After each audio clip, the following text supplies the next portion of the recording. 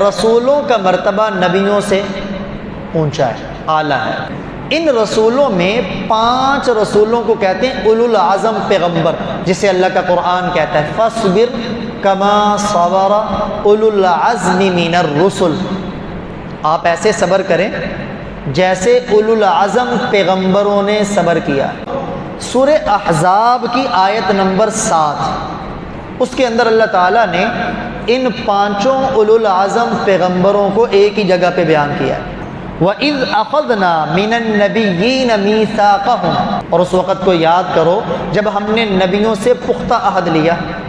یہ سارے نبیوں کا ذکر ہے، اب اولوالعزم پیغمبروں کا مستقل ذکر ہے، وَمِن کا، اور آپ سے پتہ چلا ہمارے پیارے نبی اولوالعزم پیغمبر ہیں۔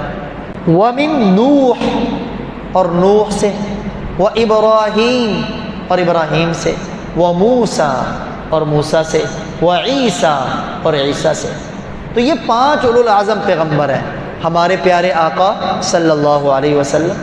سب سے پہلے انہیں اللہ نے بیان کیا، نوح علیہ السلام، ابراہیم علیہ السلام، موسیٰ علیہ السلام، اور عیسیٰ علیہ السلام۔ اولوالعزم پیغمبروں کا مقام سارے پیغمبروں میں اعلیٰ۔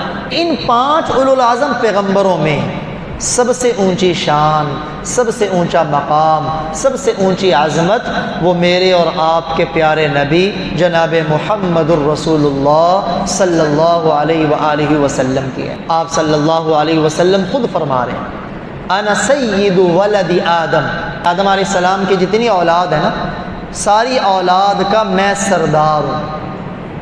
اور دوسری حدیث مبارکہ میں آپ نے فرمایا انا سید ولد آدم ولا فخر، میں آدم علیہ السلام کی تمام اولاد میں سردار ہوں اور میں اس پر فخر نہیں کرتا۔ معراج کی رات سب انبیاء کو جمع کیا نا بیت المقدس میں، اب سب انبیاء موجود ہیں، تو سب انبیاء کی موجودگی میں کس کو مصلی پہ کھڑا کیا گیا؟ جناب محمد الرسول اللہ صلی اللہ علیہ وسلم۔ اب مصلی پہ وہی کھڑا ہوتا ہے جو سب سے افضل ہوگا، اسی کو مصلی پہ امامت کروانے کا حق ہوگا۔ اب سب انبیاء موجود ہیں، رسول موجود ہیں، پیغمبر موجود ہیں، ان سب کی موجودگی میں جسے مصلی پہ کھڑا کیا گیا وہ ہمارے پیارے آقا صلی اللہ علیہ وسلم۔ اس سے پتہ چلا کہ سب انبیاء میں بھی ہمارے نبی سب سے اعلیٰ ہیں۔ اور آپ صلی اللہ علیہ وسلم میدان محشر ہوگا، حساب و کتاب شروع نہیں ہوگا، ساری امتیں اکٹھی ہو کے جائیں گی آدم علیہ السلام کے پاس۔ آدم علیہ السلام بھی نفسی نفسی کر کے کہیں گے اذهبوا الی غیری، کسی اور کے پاس جاؤ، میں درخواست نہیں کر سکتا۔ وہ چلتے چلاتے نوح علیہ السلام کے پاس آئیں گے، ابراہیم علیہ السلام کے پاس آئیں گے، موسیٰ علیہ السلام کے پاس آئیں گے، عیسیٰ علیہ السلام کے پاس آئیں گے، لیکن کوئی نبی بھی سفارش نہیں کرے گا۔ پھر عیسیٰ علیہ السلام بتائیں گے اگر یہ مقام کسی کو حاصل ہے نا تو جناب محمد الرسول اللہ صلی اللہ علیہ وسلم کے پاس جاؤ۔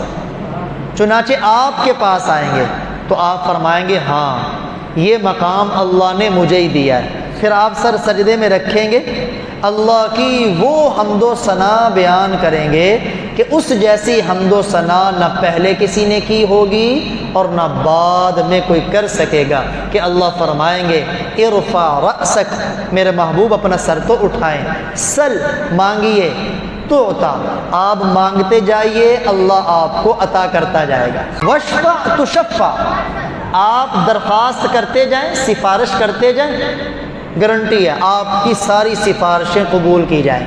لیکن اسے کہتے ہیں مقام شفاعت۔ سب نبیوں میں یہ ہمارے نبی کو حاصل ہے کیونکہ ہمارے نبی سارے نبیوں میں اعلیٰ ہے۔